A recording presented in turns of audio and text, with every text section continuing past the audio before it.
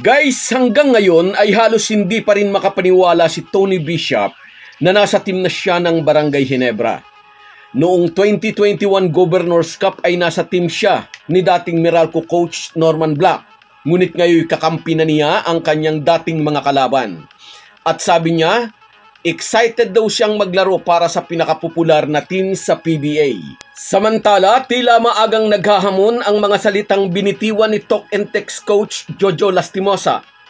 Hindi raw siya natatakot sa 11-0 record ng Magnolia sa PBA on Tour. Wala raw naman yun. Exhibition games lang daw naman ang PBA on Tour. Maagang hamon ito ni Coach Jolas kay Coach Chito Victolero. Yan at maraming iba pa ang ating pag-uusapan kaya panoorin nyo ang bidyong ito hanggang dulo. Pero bago ang lahat, kung gusto nyong suportahan ang ating channel, please like and subscribe. Malaking bagay na po yan sa aming mga vlogger. Sa mga nag-subscribe na, maraming salamat. At sa mga hindi pa, salamat sa pagdalaw ninyo dito sa ating channel. Guys, mababakas kay TNT mentor Jojo Lastimosa ang pagiging champion hindi lang bilang isang coach, kundi bilang isang dating player din. Maalalang kabilang siya sa Alaska team na nag-Grand Slam sa ilalim ng ngayon ay Ginebra coach na si Tim Cone. Isa si Jolas sa naging pambato noon ni CTC at very ironic nang maging coach na rin si Jolas ay si Tim Cone ang una niyang naging biktima sa nakaraang Governors Cup. Muling hahawakan ni Jolas ang Talk and Text ngayong Season 48 Commissioners Cup at sila kalaban ang Magnolia Hotshots ang magiging unang handog ng PBA sa mga fans sa pagbubukas ng liga sa November 5. Haharapin ng tropang giga ang Magnolia Hotshots na nagkaroon ng mainit na kampanya sa PBA on Tour. Walang talo ang mga ito sa 11 laro sa PBA on Tour, lahat ng team taob sa Hotshots. Wala naman yun. Exhibition games lang ang mga yun, pahayag ni Jolas na siya ring team manager ng Talk and Text. Hindi raw naman sa minamaliit niya ang nagawa ng mga bataan ni Coach Chito Victolero, ngunit dapat daw alalahanin na ang mga players na ginamit ng TNT sa PBA on Tour ay mga college players. Nakabakasyon ang kanilang mga star, bukod pa nga sa mga injury at may issue pa nga sila kay Mikey Williams. Sabi pa ni Coach Jolas, ang tunay na laban daw ay itong Commissioners Cup. Dito raw talaga masusukat ang husay at lalim ng isang team. Hindi natin sure kung nagpapalakas loob lang si Coach Jolas. Alam naman nating lahat na maraming problema ang Talk and Text. Unang-una na wala si Mikey Williams na nanalong Finals MVP last Governors Cup. Matagal din nilang hindi makakasama si RR Pugoy na natuklasang may heart condition. Wala rin ang kanilang big man na si Poy Eram. Although marami pang mahuhusay na player sa team ng Talk and Text, tiyak mararamdaman nila ang absence ng tatlong players na nabanggit.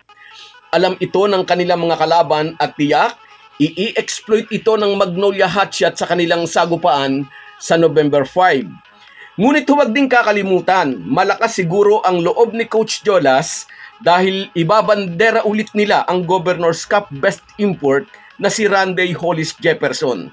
Naging napakalaki ng impact ni RHJ sa tropang giga dahil binitbit sila nito hanggang sa Governors Cup Finals hanggang makuha nila ang corona. Walang duda, kondisyong-kondisyon si Jefferson dahil naging napakabisi nito sa mga nakaraang buwan.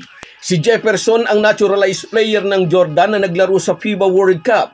Siya rin ang reinforcement ng mga Jordanian sa Asian Games at nadala niya ang kanyang team sa finals. Minalas nga lang ng konti ang mga Jordanian dahil ang nakaharap nila sa gold medal match ay ang Never Say Die Gilas Pilipinas sa pangunguna ni Justin Brownlee.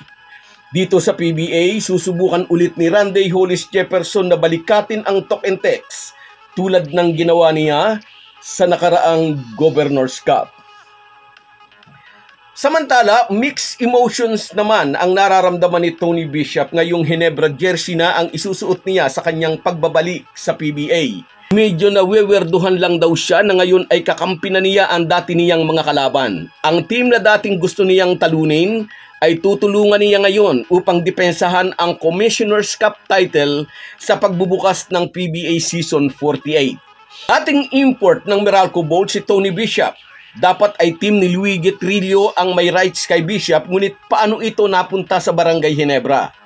Naging free agent po si Tony Bishop sa PBA nang ibang import na ang ginamit ng Meralco sa 2022 Commissioner's Cup, kung saan ay isang malakas na import din ang kanilang kinuha sa katauhan ni KJ McDaniels.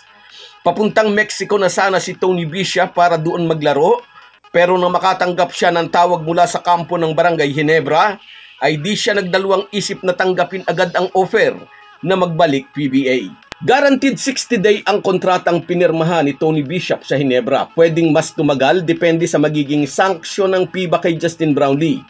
Next week ay inaasahang lalabas na kung ano ang hatol sa Ginebra resident import.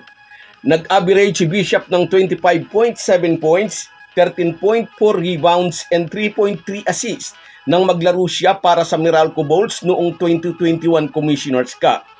Kung madadala niya ang mga numerong ito bilang import ng Gin Kings, magiging malaking tulong ito sa mga bataan ni Coach Tim Cone. Gaano man maging kahaba o kaikli ang tour of duty ni Bishop sa Barangay Ginebra, nakatitiyak tayong magiging maganda ang kampanya ng mga mag-aalak. So guys, yan lang muna. Hanggang sa muli. Bago tayo magpaalam, may imekos-mekos na natin ang ating shoutout. Shoutout kina Reggie Jimenez, Rico Nicanor Factor, Joel Atienza, Alvin Katakutan and Rod Neron, Katz, Papa Kiko, Ipaw Una, Jai Dino Lakdao,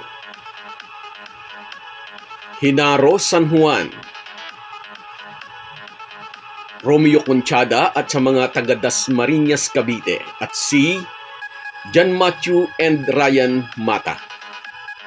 Kahit gaano po tayo kabisi, ay huwag po nating kalimutan ang ating buhay espiritual. Lagi po tayong magpasalamat sa bawat araw na dagdag sa ating buhay. Malaki po ang maitutulong ng pananalangin araw-araw. Isang paalala po mula sa inyong Halo Halo Sports Republic.